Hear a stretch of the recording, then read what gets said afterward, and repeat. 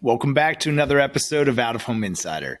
Today's episode is all about building and scaling marketing teams, cultures that consistently overachieve and outperform, and how to do it in a work-from-home world. Joined by Joe Quattrone, SVP and Head of Marketing at the Sasha Group West, a VaynerX company, we'll take a peek under the hood of the tip of the spear that is the Sasha Group. An OG of social media marketing in the truest sense and a student of advertising's roots, Joe offers a unique perspective that is equal parts executive leadership and practical, tactical insight that you can use today to impact your organization or the brands you work with. Joe talks about the brands he sees leaning into out-of-home advertising and offers insight that will be sure to spur some new ideas or dust off some old ones. And if you ever want to get some new ideas, make sure to check out onescreen.ai and sign up for our newsletter. It's filled with insights, tips, and opportunities for brands and marketers to predictably scale in any market. Check out onescreen.ai and sign up today. Without further ado, let's go. Welcome, everybody, to the Out of Home Insider Show, a podcast like no other, hosted by the one and only Tim Rowe. Get ready to have some knowledge dropped on you and to be entertained, because nothing's more valuable than food for your brain. So sit back, relax, we're about to dive in as the best industry podcast is about to begin. Joe, thanks so much for being here. I'm really looking forward to our conversation today. Me too, Tim. Thanks for having me. Absolutely. So let's start at the beginning. How did you get into advertising? You've got a bit of a unique origin story. I know that you've had aspirations of being a CMO and are certainly well on the trajectory to do that. But maybe start folks with how you got into advertising and marketing. It was at a very young age. When I was 21-ish, I had another life-altering moment in my, happened to me. At that point, I had not started college. I was 300 pounds. I was working, I was still, doing my bit as a member of society. I was acting as a accounts payable rep for an IT firm. So I was learning a little bit about business math and working for a controller. But yeah, I was overweight. I drank too much. I probably smoked a little bit too much dope, that kind of stuff. Really wasn't motivated to do anything coming out of high school. I had no idea what I wanted to do. It wasn't that I was dumb or anything like that. I got decent grades, but I was highly average and very unmotivated. And then I actually went through the process of I lost over 100 pounds in 9 months. So I got down eventually to like 175. Amazing. And once I saw that kind of goal setting lead to actual success, and just so people know how I did it, I essentially I didn't set out to lose over 100 pounds. I set out to run every day for 100 straight days. The output of running for 100 straight days led to me becoming more motivated. That led to me running for well over 100 straight days and led to the weight flying off without even really having to diet. But then again, I was also a 21-year-old with a high metabolism. But really coming out of that, it was the act of really like setting my mind to something and achieving it, seeing the success that led me to start to think about what I wanted to do with my life. And I think on some of those days where I was running around the lake in Reston, Virginia, that I started putting my sights on what was next for me. And the thing that I kept coming to was collectibles, oddly enough. Everybody in my life around me was a collector of some sorts. My dad and my uncle collected cars and motorcycles and, any kind of knickknacks. My dad used to collect old school refrigerators, like Coke refrigerators that he'd find in garage sales. And he always wanted to fix things up. And so I started thinking about what it was that made things have intrinsic value. Why did people like to collect things specifically with brand icons and logos on them? And that just led me to do more research. And eventually I kind of settled in on something in the creative arts because I find myself to be a very idea-centric human. And it led me to advertising and marketing. And because I had just gone through such a momentous occasion of goal setting and seeing the benefit of that goal planning, I decided to set my sights on an even more ambitious target, which was my career. And I made a very long-term but very specific goal for myself, and I've been working on that ever since. I decided I wanted to be the CMO of a Fortune 500 company one day, and I gave myself till my mid 40s to get there, because I was like, well, by the time I'm 45, I'll be old and finished, and I want to be at the top of the mountain by then.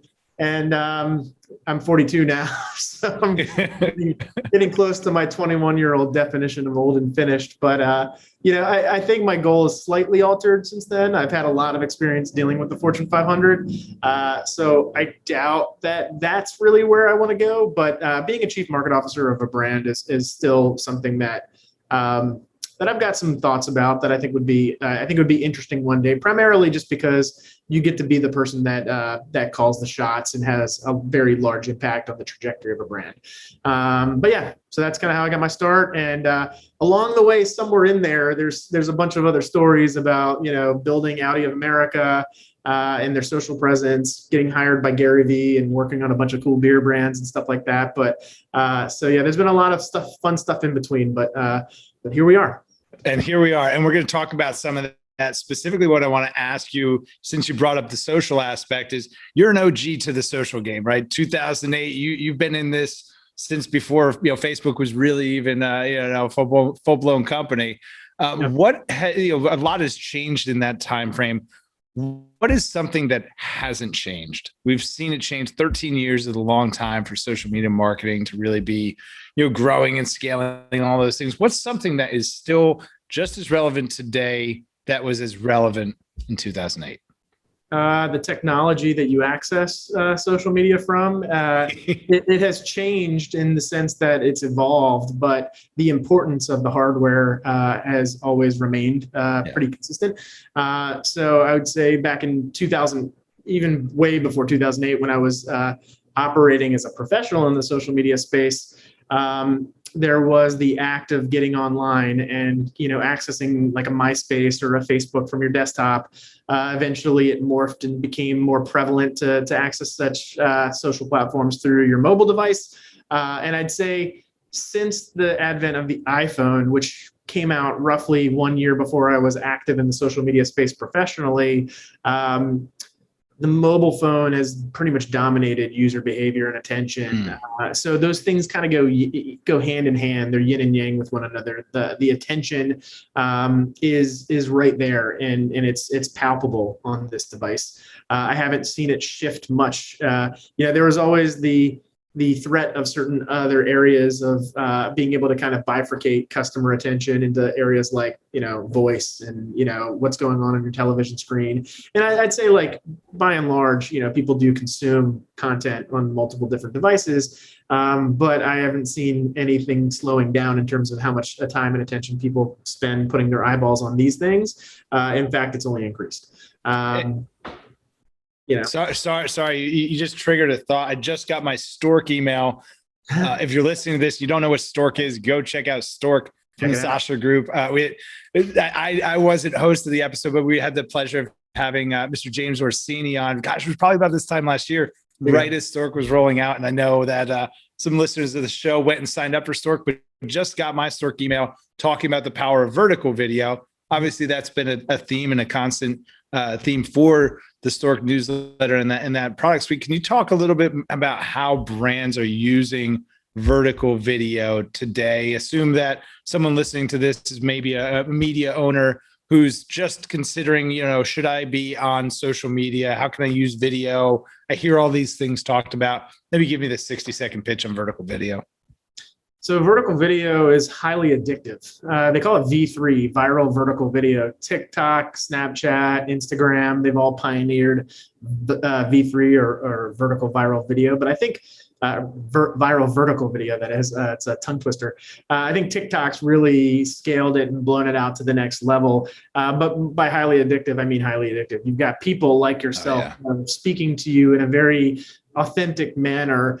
And it's not just people doing crazy skits and dances, which is what it gets, kind of a reputation for. I'd say one of the more powerful aspects of V3 is the people that are just like yourself, that are interested in the same topics, that are giving you life hacks. So whether you're an auto dealer or somebody that runs a church and you're a pastor, if you're a copywriter, you can make hay as an influencer on TikTok by, basically just being yourself and talking about the things you care about. And brands should think like influencers on that platform.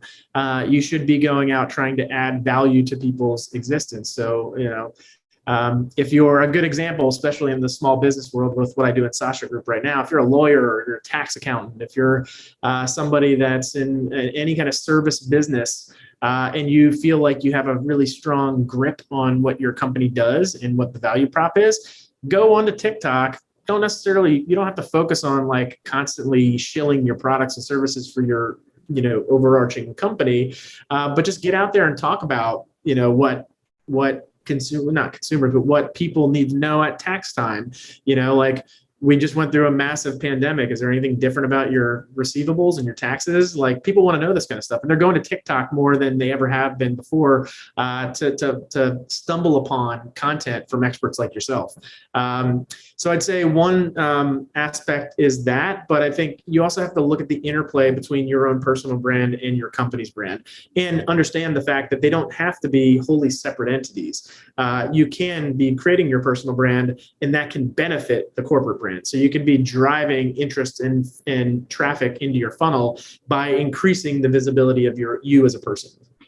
And speaking of change and change management and adapting with the times and circumstances, you were pretty early on at Vayner, employee 325, and you've seen a lot of change take place over that time. A story that I'm particularly interested in is around the AB InBev and the ingestion of like the Hasbro team, and how you went from a kind of small team to a huge team in a relatively short period of time. If you could maybe give us a little primer on that specific instance, and then I'd like to talk through like what it means to be a leader in an organization that's rapidly expanding, and how you manage personalities and workflows and all of those things. So maybe if you could just start us with the context, we can unpack that a little bit. Sure. So you have to understand, like anything I do, I can only do because I'm already operating in a really great harmonious framework. So because I came into Vayner at an era in which Gary was really concentrating on top line revenue and growth anyway, we were less concerned about, stewing over our losses and stuff like that. It was more about how do we add revenue and keep our nucleus of highly talented people. And I also, being in client service for a number of years prior to that, I had seen like some of the most heartbreaking things, like my own agency losing Audi of America, which was the brand that I built on social media, for lack of a better terminology. So I know that in many service-oriented businesses, it's much like a product life cycle, right? There's always a beginning and an end, and it's usually in a donut shape. There you're going to go through an uprising, and you're going to go through a tumultuous time where eventually relationships end. Unless you're Saatchi and Toyota, pretty much everybody in advertising break up. So when I got to Vayner, Gary put me on AB InBev, which was really small at the time. It was like maybe 3 employees. Wow. I had one brand. We executed a project for Budweiser, but we had one retainer, which was Shock Top. And then on the other hand, I inherited the Hasbro account, which was in its like 6th year of existence. There were really good relationships there. I think it was just, some things had gotten stale. I know there were some challenges working together in terms of like, SOW writing and kind of what we were doing and what we were getting paid for, and, scope creep and all that kind of stuff. But there was a little bit more, toxicity over on that end, even though there was 20, 30 people over there, and there was far less people in a newer relationship that had more promise over on the AB InBev side. So eventually, like 6 months to a year in to my working at Vayner, we had gone in and we had sold in Bud Light and Stella and some other brands. I think Bud Light Ritas and Lime and all that. We had been creating some palpable energy and momentum on the AB InBev side, but Hasbro was still kind of plateauing to declining. And so me and AJ, Gary's brother, and Gary kind of butted our heads together and decided maybe my focus should be more in the AB InBev world and growing that versus managing Hasbro, which was very challenging and time consuming. So I went and focused on AB InBev. And about 6 months after that point, the Hasbro AB InBev, Hasbro VaynerMedia relationship had gotten severed, and Hasbro decided to go in a different direction. Because I had some experience and exposure with a lot of the folks that were on some of those teams, like the Nerf and Monopoly teams and all that kind of stuff, I got a chance to see where the players were in that organization and understand who might be good on some of my other accounts as we were growing. So I kind of lucked into one of the biggest advantages of all time, a CEO that was growth oriented and top line revenue oriented, a system of brands that was growing and building over time. We were building a lot of reputation in the hallways of AB InBev. So we were winning contracts at a pretty frequent clip without much of a hard sell. Where it's not like I was answering a ton of RFPs. A lot of it was organic growth. And then we had a supply of talent in the building already that was getting ready to be free agents, essentially, because we were getting ready to lose a massive client in the building. So we were able to kind of move quickly and match the rate of growth that AB InBev was seeing. And I think that was key in being able to hit a few things out of the park in the early stages of our relationship.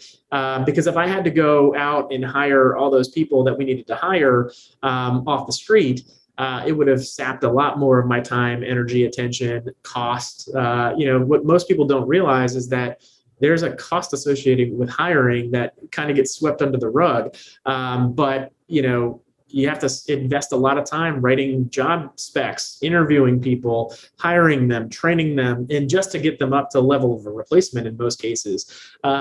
So in that sense, like, it was a godsend. It was a blessing that Hasbro was exiting as AB InBev was growing. But I'd say that was only like part of the growth story of AB InBev in the very early stage of it. The second part of it was more, it was based on the work and the tremendously talented strategists and creative that were doing such a good job. But as we started adding in clients like Budweiser in the US and some other brands, one of the ways in which I was kind of leading the team was based on my interpretation of what Gary wanted to do holistically. So what I saw in the market at the time was a tremendous amount of focus on the mobile device, as I mentioned before, and specifically within that universe, video. So a couple of things have been happening in the years prior. 2014, the month I got there, we had an all hands about organic reach going to basically nothing on Facebook because they created a pay-to-play environment. They were getting ready to roll out Blue App for mobile. They were getting ready to launch all their targeted ads. That whole ecosystem of ad products. And they were sitting on really good data, and we knew it because Gary was an investor in Facebook. Sure. So there was not much we could do. It didn't really make sense sitting around crying over spilled milk and wishing the world would go back to organic. So instead, I kind of looked at the market and said, all right, here's a data point over here, which is, things are going to have to go pay to play. Plus, Facebook is going to become much more robust in terms of their ad delivery mechanisms. The actual, capacity of the devices on iPhones and Androids were getting better at the time. I started looking at Mary Meeker reports, like State of the Internet, and noticing all the hockey stick like trends that were happening in broadband internet. Multiple device per household penetration in every country around the world. And it was only expected to grow, not infinitely, but obviously at a steep incline for 5 more years to come. So I knew we had a long run rate to be focused on video delivery. And at that point, we really weren't there yet. So I just kind of put the challenge out to the team, and I just kept reiterating it over and over again to anybody that would listen. But I said, we're going to be the best at the world at creating videos for mobile phones and the best in the world at distributing them to the phones, because nobody understood social like we did. So that implied two inherent things. It implied that we had to be really good at creative, making videos specifically, and we had to be really good at paid media, understanding how to get the videos to people so that they could consume them. And that also, and when I say kind of comes from Gary's vision, I mean, that's exactly like a direct ripoff from Gary's vision. Gary always has been a person that he's never understood why creative and media didn't exist within the same roof anyway, because he doesn't come from an advertising perspective. I just came with a different way to frame the vision so that my team would understand what our primary objective was over the next couple of years. And we went out and we dominated. So for, I don't know, the 5 years that I ran AB InBev, I think we wound up doing something between 400 and 500 incremental video projects for mobile phone, for digital. And that was above and beyond what our retainers looked like. So yeah, it kind of worked. Yeah, no, it's pretty remarkable. And in a convergence, the stars aligning and one account going out. We've got the team already in place. They know the culture, they know the people. They will just absorb them and blow this up, and that makes good sense. How have you? I see it from a lot of members of the Vayner team that even through this work from home, remote work environment, like culture is paramount. Mm-hmm. And it's not like, you can tell when it's forced, right? Like, hey, everybody share this post on social today, go comment on Joe's post, right? It's not that. Like, the team at Vayner loves being on the team at Vayner. How has the culture changed in this remote work from home world? Has it changed, if at all? And what things are you maybe doing different to continue to cultivate that as the dynamic has changed, not being in an office? I think that I can't speak for Vayner Media because I don't work there anymore, so I don't really. Sure, Sasha. Yeah, I think of them all under the same umbrella. I still have a lot of friends there, and anecdotally, I know that they've really reacted pretty positively and well to the pandemic as well. But Sasha Group specifically, I think the reason why we've had some success there with the pandemic and being able to grow revenues and grow headcount during a really challenging time was because we didn't see it as a handicap, right? Like, coming into the pandemic, I'd say March, we took a really big gut punch from a revenue perspective because all of our clients did, right? So immediately nobody really knew what was going on. And we took a gut punch just like everybody else did, because as clients' supply chains got wrecked, they couldn't afford to pay their bills. Right. Couldn't afford it, but they weren't certain about the future. So they paused some payments and stuff like that. But we weathered that storm pretty well. We got out there immediately and acted with compassion and empathy and started talking to all of our clients and really just wanted to check in with them and see how we could help strategically as a partner. And then after that, we didn't really sit around, sitting on our hands. We developed a suite of products that we could sell online virtually that, were kind of like an iteration of what we used to do in person, to just kind of be able to get over the hurdle. And I think the interesting part about that time was that I don't know, I can't speak for everybody, but I can know me, myself, I was looking for an education experience. I was looking to learn, about how we could make virtual happen in perpetuity, because one of my sixth senses was that this thing is not going to end for a while, and the future of marketing is probably contained within the learnings that we get out of the next 2 years. So how can we go in there and start perfecting some of these Zoom events, Zoom platforms, or Google Meet, whatever your preference may be, Teams. But how can we take advantage of this blessing in disguise, essentially? Like, one of the things I don't think most people realize is that the pandemic basically accelerated our adoption of augmented and virtual reality and our need for connected internet and having enough broadband to have conversations like this by about 5 years, like we're doing right now in 2021, which wasn't ticketed or targeted at being possible until 2026. Wow. That's unfathomable, right? Like, in 2008, we could have never weathered a pandemic like this because we could have never been on one Zoom call without a single interruption. Now I can be on 10 in a day. Great point. So the way I look at it is we've got this massive opportunity where technology is closer and more accessible than it ever has been. Why not get a leg up on everybody else? I'll let everybody else go out there and complain about why they can't be in an office. I don't care. I'm going to learn how to adjust and survive, and not only survive, but thrive. And I think that's why companies like VaynerX, thrive in areas like this, because we've got a founder that's in his DNA. It's change. Change is the only constant in life. Oh yeah. I got introduced to Gary whenever Thank You Economy came out, and read that book. And I was like, oh my gosh, this guy grew up not far from me in New Jersey. He sold baseball cards at the mall. I got my prom tuxedo from. Like, I felt like I knew Gary in this way, but he's been talking about this, to your point, for, well over a decade. And something that I've only ever heard James Orsini talk about, that if you can offer any insight around, this is my one Gary specific question, is I heard James on a podcast talk about early on, it was about building a structure of senior level executives around Gary to give Gary a brand, to scale the Gary Vee brand.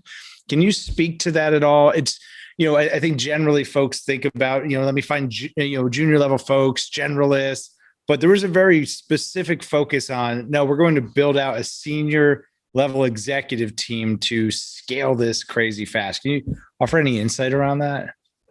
Well, so I can speak. So I came into the company a little bit before James, so I can, I don't know if I can tell you exactly what he was thinking when he said that, but I can try to give you some context around what the company looked like when I started versus what it became after there was some more build out of the senior leadership team, or the cabinet, or whatever you want to call it, the chiefs, if you will.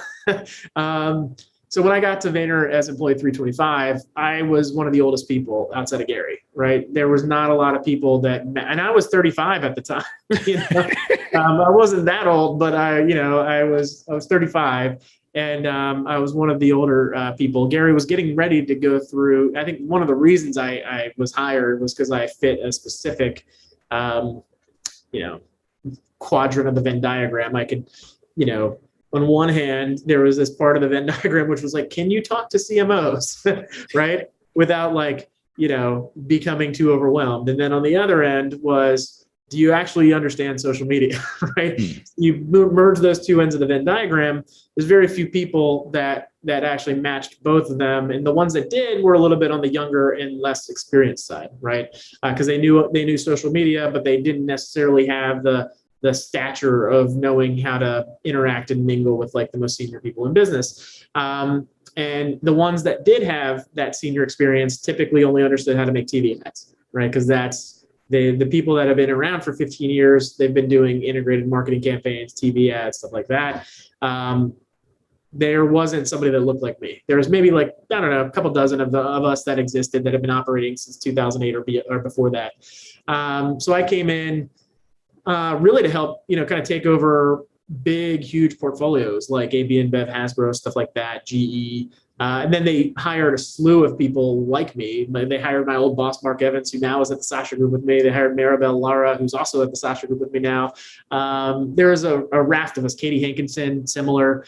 And we all came in to build out these portfolios and really give a senior level of client oversight while understanding social media strategically. Then they started bringing in the C-suite members, and James was one of them. They brought in a new CFO eventually. They started, a chief creative officer at some point. We hired a chief strategy officer. And all of that was done, in my opinion, to give us more scale, not only from, we need to be able to hold down the fort so Gary can go off and build out more departments and help grease the skids of being able to bring in more clients. But I also think part of it was around the same time, Gary started really focusing on his personal brand a lot more, So prior to that moment, he had written a few books. He was already pretty famous on Twitter. But circa 2015, he hired D-Rock. They started filming the Clouds in the Dirt content, launched Ask Gary Vee. After that, Daily V followed a couple years later.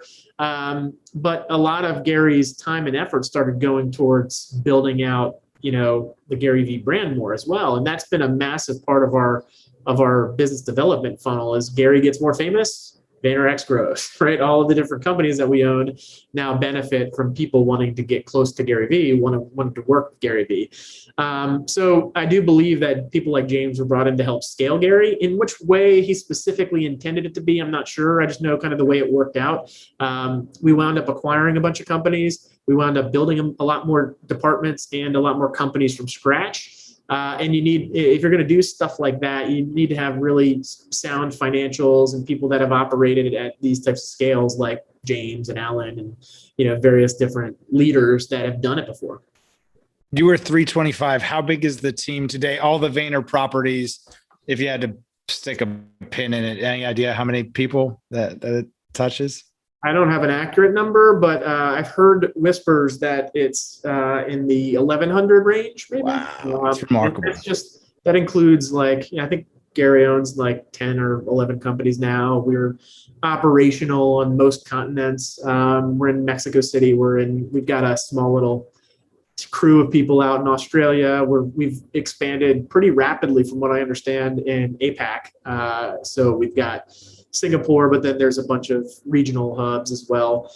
I believe the plan is to get more expanded down in South America. That's why Mexico City's there, but I wouldn't put it past us to open something up in South America proper one of these days. But we're fully integrated. So where we were originally when I came in, we were a community management focused shop and the social media marketing specifically focused shop.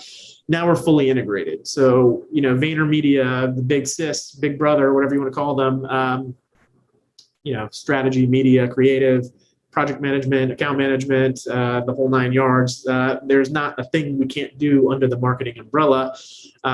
So typically when you offer that level of service, you're going to grow. You're going to have people, Yeah. And because I know you're a student of advertising, it's been a hot button issue. My response is Ogilvy made plenty of money before there was anything like data and targeting and measurement. As we see more of these things roll out, as we see privacy become really the forefront of brand positioning, of how do you use data responsibly as a brand, what are you most excited about as we maybe detach ourselves from this everything has to be attributable? What are you most excited about as an advertising purist, and maybe this little bit of a reset for data in the advertising conversation?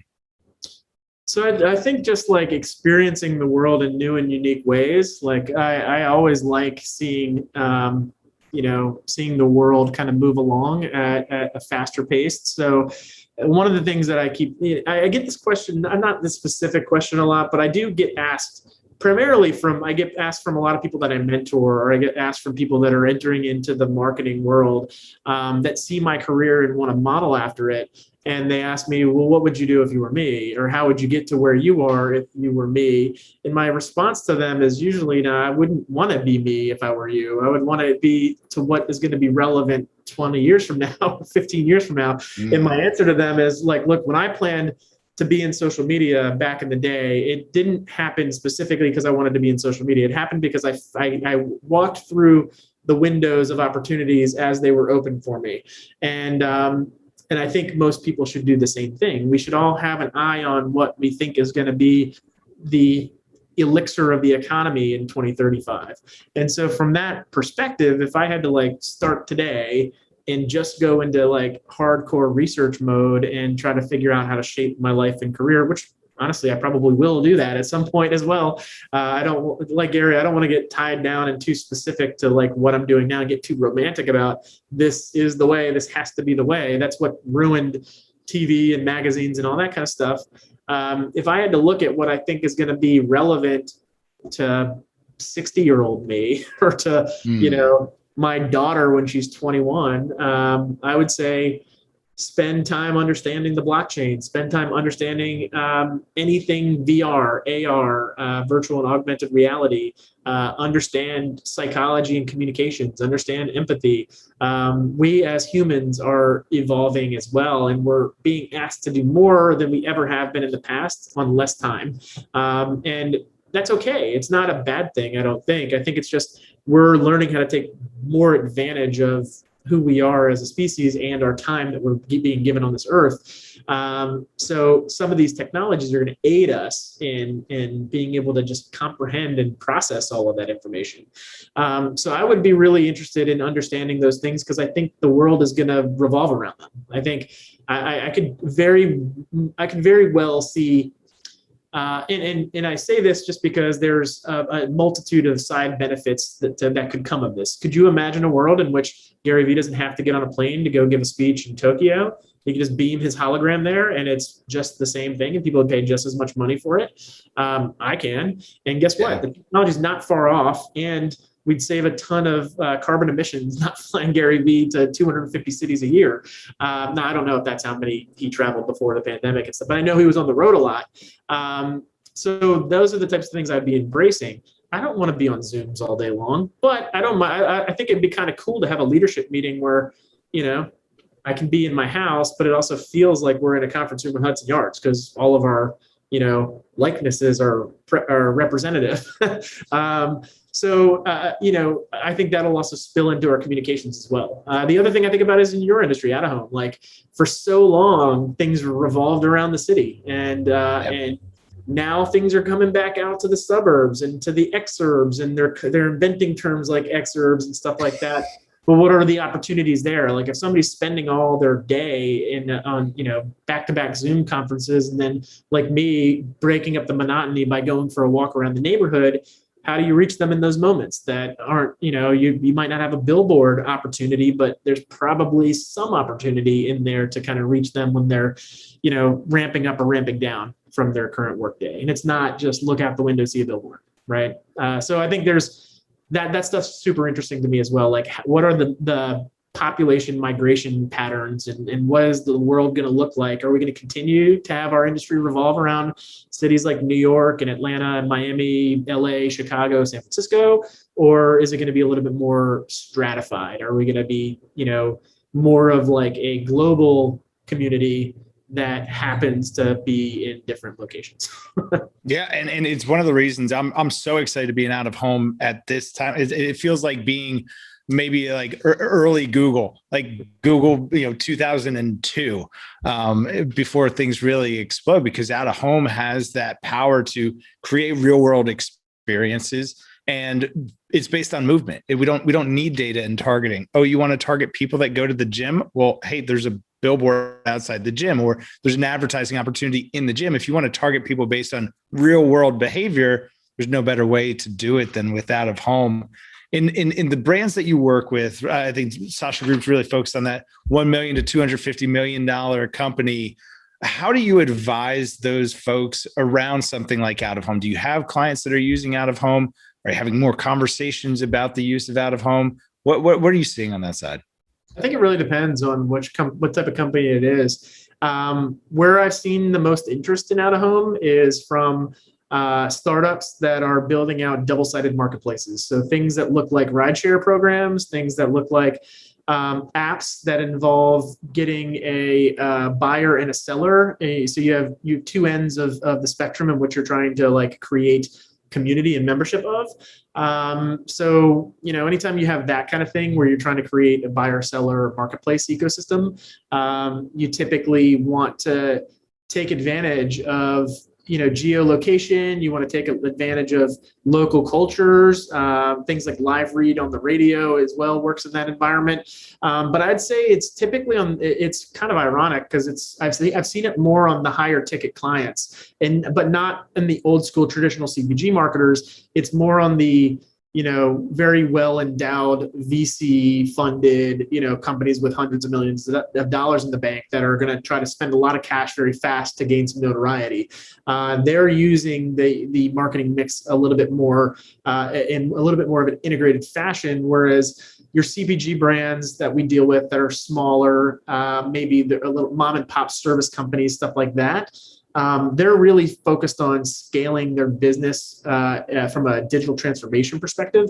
So they've been doing terrestrial stuff for years and years. Maybe they've taken out ads in the yellow pages. Maybe they've done some, spot marketing here and there on billboards, or they've run some local TV ads. But when they come to us, they've got limited funds and they're looking to spend them very surgically. And that's typically more digital transformation. So getting them on something like Facebook and Instagram, on Google, YouTube, and just activating in the mid to lower funnel can help them, recognize some immediate dividends.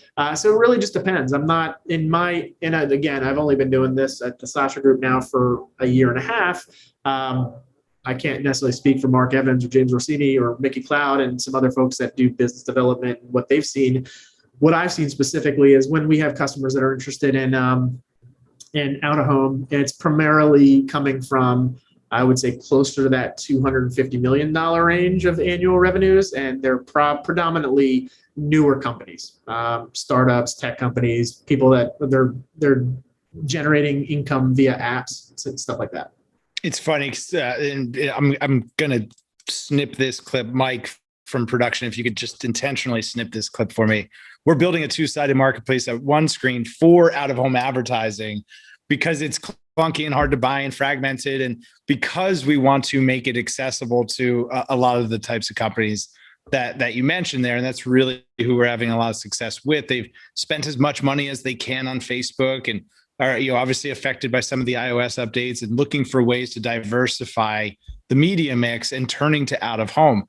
So gosh, I couldn't have paid you to give a better answer to that. So but they're also not just like traditional e-commerce companies. So like traditional DTC companies, they're still predominantly just trying to figure out how to sell product on Amazon or their website. And if Facebook's not as effective from a ROAS perspective as it was 9 months ago, now they're trying to figure out how to set up, a more robust DSP and like get into OTT and all that kind of stuff. But yeah, I mean, the two-sided marketplace thing, for some reason, I always hear about radio, podcasting, out of home, like that stuff comes up when I talk to those guys for some reason. I don't know why. Cool. It's an exciting time. It makes me feel good about starting a podcast about out of home. The convergence of those two things. I want to bring us home on this thought here, because I've heard you talk to it, and even just just getting to know you, is how important is setting intentional time for thinking in this world where we're so focused on production and work from home. I can get more done and do all these things. How important is time to just think?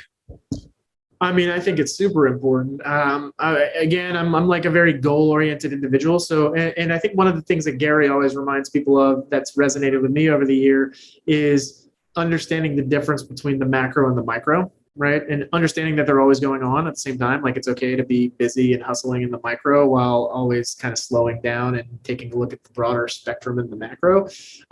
So for me, it's just really making sure that you have the right tools to be able to do the thinking and that you're setting aside the right amount of time.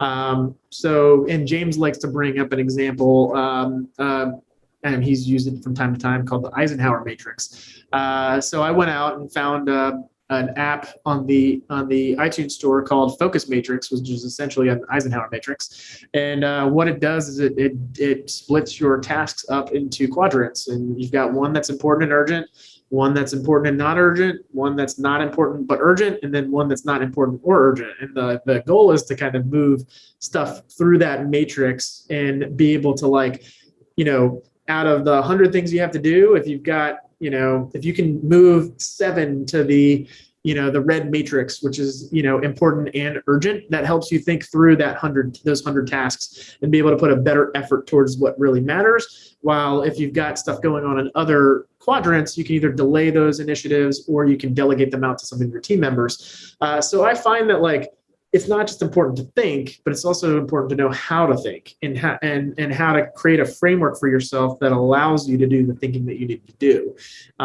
So that's one way, is an Eisenhower matrix or a focus matrix. Another way that I've been able to really get into this with my team, and I would recommend people do it specifically with their inner circle, and then start adding, start figuring out communication styles as you go out. But understanding the communication flow and the style of people that you work with, and having and setting those intentions at the beginning of a relationship are very important. So I've established with my team a very specific and strict protocol of of kind of what the rules of engagement are.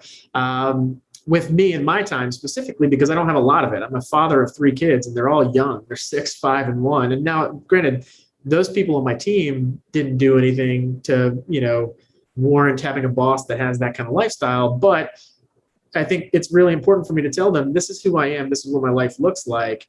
Therefore, these are the types of ways that communicating for me is going to be effective for you, right? Like it's for the benefit of you, that you understand my life and how to reach me to be most effective. And it works both ways. It's important for me to understand your lifestyle so I can understand the culture in which you work within, right? So if you're a community manager and you spend all day long in Slack talking to team members across the country, and I'm over here sending you text messages that you're not looking at because your phone's plugged in across the room, then it's kind of shame on me. I didn't really get into your mindset, and it's me that is the person that came to you with the request. So just kind of understanding that teams operate in a way in which you can psychologically understand them. Like teams can operate like an individual. And if you can hack at the psychology of how that team operates in unison with one another, I find that as long as you're being transparent about what you're doing and you're setting it up that way in advance, you get a much better result from your team. What I don't have a lot of is I don't have a lot of people complaining to me, right? Like people don't come to me complaining that they can't get a hold of me. Even though I'm very busy all the time, it's because they know how to get a hold of me. They know that if they want a response from me, if they want me to approve something that they've done, and they want it in 5 minutes, that they got to send me a text or they've got to send me a Marco Polo. Just like I know that if I need to get my producer of Stork, Eric, to do something, that I'm probably going to have to send him a Slack and a text, right? Those 2 levels of communication will usually break through to him. And I think that's just kind of it. It's kind of figuring out what the unlock codes are for the people in your life. And as long as you're adhering to them, like usually attitudes and behaviors are pretty good. Most people don't get angry. They don't get hostile. And they actually appreciate it a lot more. So that's kind of what, the last bit I'll kind of impart. I know we talked about it right before we got on here was understanding you and yourself. Like for me, I told you right before we got on here, like I'm an introvert. I get my energy from like my one-on-one time with myself, and being able to carve out some of those longer, blocks on my calendar where I can think deeply and strategically on a project. That gives me a lot of benefit and a lot of energy. Being on Zoom calls all day, they drain the energy out of me. So what I noticed early in the year is that I was getting into a bad habit of just accepting all invites that came onto my calendar. And I know better than that. So it didn't take me long to nip it in the bud and kind of course correct. But it was more why I decided to have a communication with my team about it that I think has led to a more harmonious kind of atmosphere. I actually went and did a survey. I wouldn't say a scientific survey. I polled some people on LinkedIn, but I did get about 75 responses back. And from what I was learning from my cohorts and peers in the industry was that you really shouldn't be on more than like 3 to 5 meetings a day, right? So I started trying to bring that back into my life. And I told my team, hey, let's just try this, see how it works. No more than 5 Zoom calls a day, right? Let's just cap it. And if we need to have more meetings than that, we're not using meetings the right way. So I wanted to encourage them to understand why they were creating meetings, what the purpose of it was, and being more strict with themselves about how they set them up. So I usually require all my people, if you set up a meeting, You own that meeting. You're responsible for notes. You're responsible for writing, inviting people. If you mark people as optional, they truly are optional, and they have the option of not coming if they don't want to, or if they can't. So don't get into any politics about optional versus not optional. Like, if you mean it, if they're optional, they can be optional, and it's your responsibility to understand if they don't show up and you needed them there, then they shouldn't have been optional. I also make people put in objectives of meetings and agendas of meetings. That way, if it's a 15-minute meeting, I can understand whether we can actually get through the talking points in 15 minutes. That also helps me and people like James and Mark, because if 3 people invite us to the same to 3 different meetings at the same time, and we're sitting there trying to evaluate which meeting to take and which meeting to push off, for me, the winner always is the one that gives me the more detailed meeting agenda. Because if you're just putting something on willy-nilly and not telling me what the meeting is for and what you want the outcome to be, I'm going to assume that this is just a think tank meeting that can be handled in a different fashion.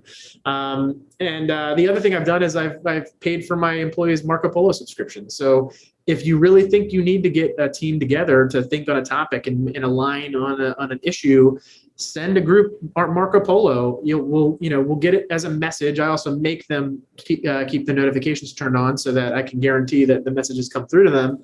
But once they do come through to them, then okay, we're getting a message that comes through in the form of something like a text. So it's immediate for people that are more tethered to their phone. But then we're also getting context, right? We're getting facial expressions. We're getting tone of voice coming through. We're getting the message the way that it was intended to be inside of a meeting setting.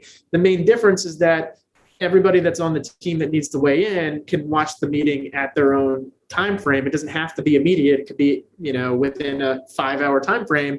You're still going to get your answers from all of us, but you don't have to navigate this confusing labyrinth of 5 people's schedules just to pick out the 15-minute meeting to just put something on people's calendars that's going to drive them nuts anyway.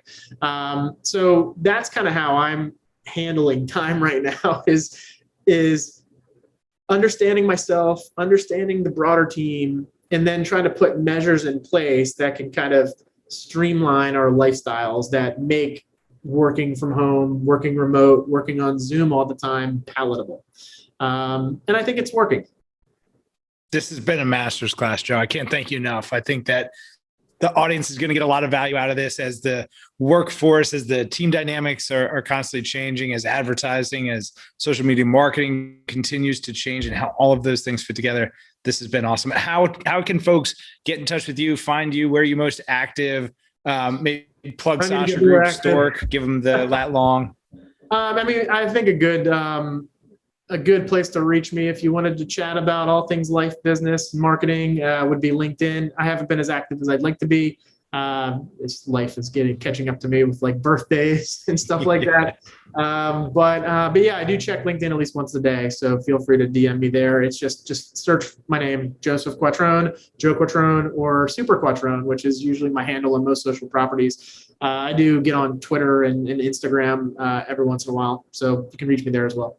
Awesome. We'll make sure to link out to all that below. We'll make sure to link to Sasha Group. We'll make sure to link to Stork. If you're not on Stork, you should be. It's just weekly content and a great group and just access to a ton of information. And especially in today where it's so busy, you do a really great job of curating top actionable, tactical, and practical insights. So Joe, thank you. And if anybody wants to join Stork, I'll offer 10% off to your audience. Just DM me on LinkedIn and let me know. And I'll arrange to have a link sent over to you that you can apply to the discount at checkout. Typically, our product is $300 for 12 months. But obviously, I'll give you the 10% off, and it'll be $30 off that product. So come hang out.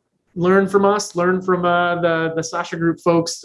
It's not Gary Vee specific content. It's just people that have worked a long time for Gary Vee in there doing the how-to stuff. In fact, James, I think holds the record for our most successful one. He he did a how to do a business plan episode of Stork back in like January. And I think it helped one of our Stork members onboard a massive investment in their company. So you can get your money's worth just by watching Gary's content. Trust me. Awesome. Well, if you found this to be helpful, I encourage you to share it with somebody else who could benefit. Make sure to smash that subscribe button down below in the corner, and we'll see y'all next time. Quarter century, I finally came to my senses. I finally got my hand up on the tinted Benz, kid. I see the world clear through my tinted lenses. With the dream and the drive, the possibilities endless. Now print that, send this all the way to Tokyo. Take a trip down south, down to Mexico. Next stop, Shanghai, the world-class trade show. First class all the way, cause that's how we roll. Yeah, call us the rock star businessman. Rockin' shows, we handle business, man. We got our own future in the palm of our hands, cause divided